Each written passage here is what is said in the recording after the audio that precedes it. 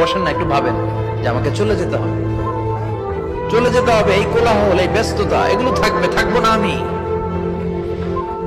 সাইয়েদনা ওমর ফারুক বলেছেন, মুতু ক্বাবলা আন তামুতু, মরার আগে একবার মরো। হাসিবু ক্বাবলা আন তুহাসাবু আলাইকুম, তোমার হিসাব নেওয়ার আগে তুমি একবার নিজের হিসাবটা করো না।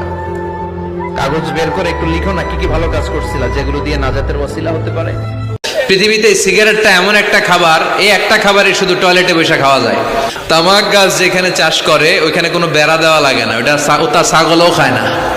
আচ্ছা, পৃথিবীর এইটাই একমাত্র পণ্য যে পণ্যের গায়ে এই পণ্যের বদনাম আর দুর্নাম লেখা থাকে। কোন চকলেটের গায়ে যদি লেখা থাকে এই চকলেট খাওয়া মাত্রই ডায়রিয়া হয়, খাইবেন?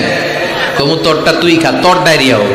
কিন্তু সিগারেটের মধ্যে বদনাম লেখা থাকা সত্ত্বেও মানুষ ধোয়া করে খায়, আর জর্দার মধ্যে এটা আস্তা খায়। ওমরে ফারুক মদ খেতেন, মদ খাওয়ার রাজা ছিলেন উনি।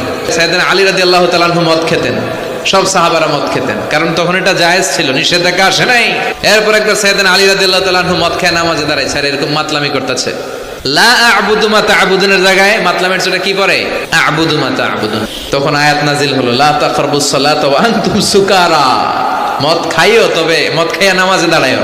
তারপর চিরকালের জন্য মদ জু আল্লাহ হারাম করে দিলেন। আল্লাহ একবারে হারাম করলে ভয়ঙ্কর অবস্থা হতো, আল্লাহ ধীরে ধীরে হারাম করলেন। তো যারা এই জর্দা সিগারেট খান তারা আস্তে আস্তে কমাবে।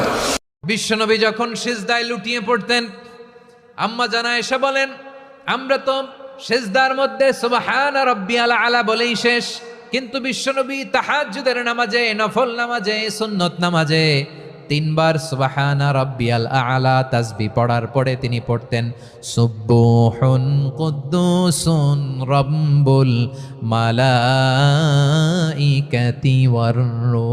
মা বাবারা ছেলে মেয়েদের মধ্যে কার কোন যোগ্যতা তাকে ওইভাবে কাজে লাগাতে হবে। সবার এ প্লাস পাওয়ার কোনো দরকার নাই। আমাদের দেশে একটা টেন্ডেন্সি আছে, পরীক্ষায় এ প্লাস না পাইলে তুই কি করলি, পাশের বাড়ির ছেলে এ প্লাস পাইছে, যা ওর পা ধোয়া পানি খা। খাওয়া নাই, এগুলার খাওয়া নাই।